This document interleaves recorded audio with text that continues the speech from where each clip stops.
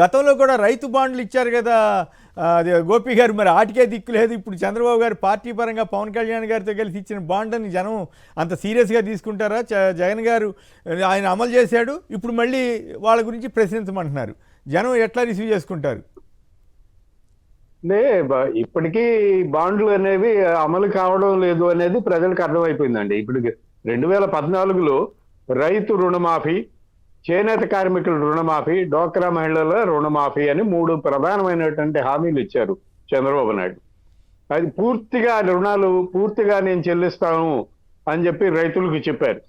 మరి అట్లాంటిది 1,50,000 ఒక ఏడాది తర్వాత, ఏడాదిన్నర తర్వాత 1,50,000 రద్దు చేసి రుణమాఫీ చేసేసి అంతా అయిపోయింది, మేము మొత్తం ఎవరు చేస్తా అన్నారు అని చెప్పి ప్రెస్ కాన్ఫరెన్స్ లో మాట్లాడారు. అది కూడా ఒకటి 2 వాయిదాలు ఇచ్చి మిగతాది ఇచ్చినట్లే ఇవ్వలేకపోయినట్టున్నారు కదా.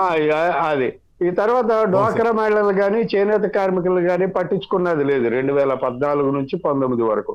సో ఇవన్నీ తెలుసు ప్రజలకు. ఇవన్నీ తెలిసినా సరే ఈసారైనా అమలు చేస్తారేమో అని సూపర్ 6 ని నమ్మారు. ఆ నమ్మి ఓట్లు వేశారు. ఇప్పుడు ఈ ఏడాది పాలన తర్వాత సూపర్ 6 అనేది అయిపోయింది, అమలు చేయలేరు ఈ ప్రభుత్వం అని చెప్పేసి ఆ జనానికి అర్థమైపోయింది. ప్రజలు కూడా దాని గురించే మాట్లాడుకుంటున్నారు. ఖచ్చితంగా అందరూ ప్రశ్నించకపోవచ్చు కానీ తెలుగుదేశం కూటమి ఎమ్మెల్యేలని ఒకళ్ళిద్దరైతే ఖచ్చితంగా అడిగే అవకాశం ఉంది. కొంతమంది కొన్ని గ్రామాల్లో ప్రశ్నించే అవకాశాలు ఉన్నాయి. ఎందుకంటే చాలా స్పష్టంగా చెప్పారు, నీకు 15,000, నీకు 15,000, నీకు 15,000, నీకు 18,000 ఇట్లా చాలా స్పష్టంగా చెప్పారు. 50 ఏళ్ళకి పెన్షన్, వాలంటీర్లకి 10,000 ఇట్లా చాలా రాశారు. వాలంటీర్లకు 10,000. స్పష్టంగా చంద్రబాబు గారి బాండ్లకి జగన్ గారు ఇచ్చిన గ్యారంటీలకి మధ్య తేడా స్పష్టంగా తెలిసిపోతుంది.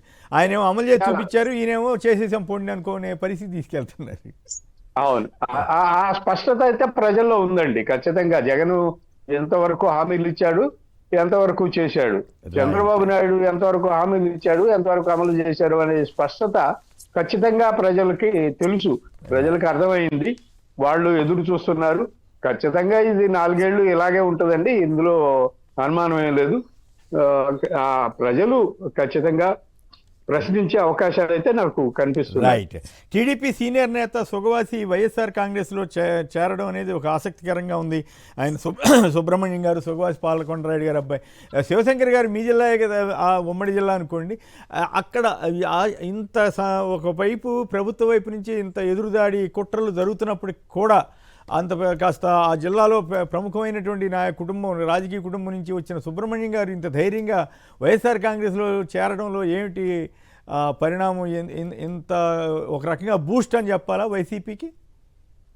సార్ ఒకటి సార్, చంద్రబాబు గారి పట్ల, కూటమి పట్ల వాళ్ళ నాయకులు ఏ విధంగా ఉన్నారు, ప్రజలు ఎలా ఉన్నారు అనేటువంటి దాన్ని బట్టి ఈ యొక్క విషయాన్ని బట్టి అర్థం చేసుకోవచ్చు. రాయలసీమలో బలిజలు అనేటువంటి వాళ్ళకి ప్రతినిధిగా పాలకొండరాయుడు గారు, అంటే ఈ సుబ్రహ్మణ్యం గారి తండ్రి ఉన్నారు. ఆయన 4 సార్లు ఎంపీ గాను, ఎమ్మెల్యే గాను చేసినటువంటి సీనియర్ మోస్ట్ నాయకుడు పాలకొండరాయుడు గారు. టీడీపీలో కరడు కట్టిన వ్యక్తి. అటువంటి వ్యక్తి కుటుంబం ఈ రోజు రాజంపేట ఇన్ఛార్జిగా ఉన్నా కూడాను, అదేదో చిన్న డెప్యూటీసో ఇంకొక నాయకుడో స్మాల్ కాదు, రాజంపేట ఇన్ఛార్జిగా ప్రజెంట్ ఉన్నారు. ఆయన తెలుగుదేశం పార్టీకి సంబంధించినటువంటి నియోజకవర్గ బాధ్యుడిగా ఉన్నటువంటి వ్యక్తి. చంద్రబాబు గారి పట్ల, అదే విధంగా బలిజలకు ఏ విధంగా రాయలసీమలో అన్యాయం జరుగుతా ఉంది, బలిజల పట్ల ఎంత చిన్న చూపు ఉంది అనేటువంటి ఉద్దేశంతో ఈ రోజు ప్రజల్లో కూడాను, ఎక్కడికి వెళ్ళినా కూడాను జగన్మోహన్ రెడ్డి గారు ఇంత ముందు చేశారు కదా, ఇప్పుడు ఎందుకు చేయలేదు, సీనియర్లు అయి ఉంటే అనేటువంటిది ప్రజల్లో ఎక్కడికి వెళ్ళినా కూడాను ఆ తిరుగుబాటు కావచ్చు. తిరుగుబాటు అంటే కనుక మళ్ళా సంఖ్యలతో, ఇనుప సంఖ్యలతో అణిగి తొక్కుతారు కాబట్టి ఆ టాక్స్ అనేటువంటి నడుస్తా ఉన్నాయి. సో ఈ రోజు రాయలసీమలోనే వాళ్ళకు ఏదైతే నెల కిందటే మొత్తం అంతా కూడా మహానాడు పెట్టి మొత్తం అంతా మాదే అనేటువంటి సంఖ్యలు గుద్దుకున్నటువంటి 1 నెల రోజులు కూడా తిరక్కముందే ఈ రోజు ఒక నియోజకవర్గ బాధ్యుడే, రాయలసీమలో ప్రముఖ బలిజ నాయకుడే ఈ రోజు తెలుగుదేశం పార్టీ మాకు అన్యాయం జరుగుతా ఉంది, ఇక్కడ చంద్రబాబు నాయుడు గారు, పవన్ కళ్యాణ్ గారు అనేటువంటిది ఒక ఉద్దేశంతో జగన్మోహన్ రెడ్డి గారే బాగా చేస్తారు, ఆయన జగన్మోహన్ రెడ్డి గారి మీద నమ్మకంతో, వైఎస్ఆర్ కాంగ్రెస్ పార్టీ మీద నమ్మకంతో 4 సంవత్సరాలు ఇంకా పవర్ ఉన్నా కూడాను వాళ్ళు ఇబ్బందులు పెడతారని తెలిసి కూడాను ఈ రోజు ఇక్కడికి వచ్చారు అంటే కనుక ఏ విధంగా ఉంది తెలుగుదేశం పార్టీ పరిస్థితి, జగన్మోహన్ రెడ్డి గారి మీద నమ్మకం అనేటువంటిది ఈ యొక్క చిన్న ఉదాహరణ మాత్రం మనము ఒక ఉదాహరణగా చెప్పవచ్చు. ఈ రోజు అదే కాదు సార్, ఈ రోజు ఆయనే కాదు, చాలా మంది కూడాను తెలుగుదేశం పార్టీలో అసంతృప్తులంతా కూడా ఎమ్మెల్యేల దగ్గర నుంచి ఈవెన్ కొంతమంది మంత్రులు కూడాను లోకేష్ గారు చేస్తున్నటువంటి ఆయన డిఫాక్టో సీఎం సకల శాఖ మంత్రిగా ఆయన చేస్తూ మంత్రులు కూడా చాలా బాధపడుతూ పక్కన వాళ్ళకి కొలీగ్స్ అంటున్నారట, నా శాఖలో నేను కనీసం నాకు ఇన్ఫర్మేషన్ కూడా లేకుండానే నా శాఖలో ఇనాగ్రేషన్స్ చేయడం ఏంటి, నా శాఖలో బదిలీలు ఏంటి, కనీసం అంటే చిన్న అటెండర్ పోస్ట్ కూడా నేను నియమించుకోలేకపోతున్నాను ట్రాన్స్ఫర్లు అనేటువంటిది చాలా మంది ఎమ్మెల్యేల్లో మంత్రుల్లో కూడాను కాదు. మీరు అంటున్నారు కానీ ఇప్పుడు ఓ వార్త చదివాం కదా, ప్రధానమంత్రి గారే చంద్రబాబు గారితో పాటు జనరల్గా ఏంటంటే ముఖ్యమంత్రిని అభినందిస్తారు, చంద్రబాబు గారితో పాటు లోకేష్ గారిని కూడా అభినందించినట్లుగా తెలుగుదేశం మీడియాలో కవర్ అయిందంటే దాని అర్థం చంద్రబాబు గారి కంటే ఈయన పవర్ఫుల్ అన్నా, లేదా చంద్రబాబు గారితో సమానం అయిపోయినట్ల లోకేష్ గారు కూడా. మరి ఇప్పుడు ప్రధానమంత్రి గుర్తించినప్పుడు టీడీపీ ఎమ్మెల్యేలు మంత్రులు గుర్తించక తప్పదు కదా. అంటే తప్పని పరిస్థితుల్లో ఎమ్మెల్యేలు మంత్రులు తప్పని పరిస్థితుల్లో ఉన్నారు. ఎందుకంటే బలమైనటువంటి ప్రతిపక్ష నాయకుడిని ఏ విధంగా అక్రమ కేసులు పెట్టి ప్రజల్లోకి వెళ్లకుండా నిలవరిస్తున్నారో మా పరిస్థితి ఏంటనేటువంటిది ఒకటి. ఇక రెండోది మీరు అన్నట్టు లోకేష్ ఆయన మెచ్చుకుంటే తెలుగుదేశం పత్రిక రాస్తే పాపం పవన్ కళ్యాణ్ పరిస్థితి ఏంటి సార్?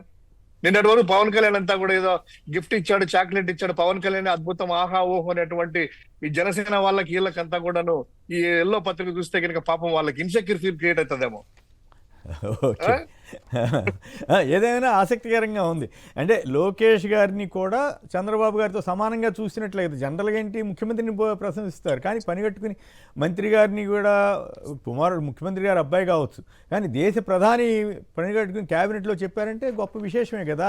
మరి ఆ క్యాబినెట్ లో పెట్టింది రహస్యాలు మరి బయటికి ఎలా వస్తాయి తెలియదు కానీ అంటే వాళ్ళు ఉన్నారు కదా కేంద్ర మంత్రులుగా. అంటే మామూలుగా అది ఎట్లా తీస్తామంటే మనము ఒక అధికార ప్రతినిధి వచ్చేసేసి ఆ ప్రభుత్వ ప్రతినిధి ఒకరు వచ్చేసి క్యాబినెట్ లో మంత్రి చెప్తే ఇవి క్యాబినెట్ నిర్ణయాలు అంటాము, లోపల జరిగేటన్ని కూడా నార్మల్ గా. ఒకవేళ ఎట్లా అంటే కనుక చంద్రబాబు నాయుడు గారు కూడా క్యాబినెట్ మంత్రి ఉన్నాడు కదా, రామ్మోహన్ నాయుడు గారు ఉన్నారు కదా, అదే చంద్రబాబు నాయుడు గారు కూడా ఇంకా పూర్తిగా నాదేం లేదు మా కుమారుడి అంతా కూడా అని చెప్పి ఆయన చెప్పించేసి ఏమైనా చెప్పుకున్నాడో నిజంగా ఇది జరిగిందో నాకు తెలిసి ప్రధానమంత్రి దేశంలో చాలా ముఖ్యమైనటువంటి సమస్యలు విషయాలు ఉన్నాయి క్యాబినెట్ లో అవి చర్చించగా లొకేషన్ భజన చేస్తారు. యోగాంధ్ర అంత బ్రహ్మాండంగా జరిగిందని ప్రధానమంత్రి గారు మెచ్చుకోవడం విశేషం కదా.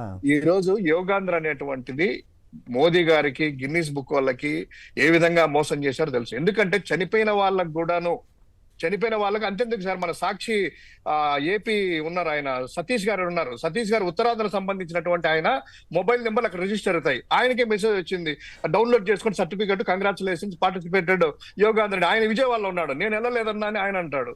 అంటే చెప్తున్నాను ఏ విధంగా ఉంది ఇదంతా కూడా. విజయవాడలో చేశాడు ఆయన, సతీష్ విజయవాడలో ఏమైనా యోగా చేశాడేమో, విజయవాడలో చేయలేదు, ఆఫీస్ లో కూర్చొని ఆయన కాంట్రిబ్యూషన్ ఆయన చూసుకుని ఆయన పని చేసుకుంటే ఆ డ్యూటీలో ఉన్నాడు, పొద్దున్నే వచ్చేసి కవరేజ్ కోసం వెళ్ళాడట ఆయన కూడాను. ఓకే, ఎక్కడ పార్టిసిపేట్ చేయలేదంట. చెప్తున్నాడు అంటే చనిపోయిన వాళ్ళవి మీరే సాక్షి వాళ్ళు కూడాను పత్రికల్లో క్లియర్ కట్ గా పేర్లతో సహా పెట్టారు, ఇలా 2 ఏళ్ల కింద చనిపోయారు, ఆయన యోగా చేయడం ఏంటి, ఆత్మలు ఏమైనా చేస్తున్నాయి అనేటువంటిది మనం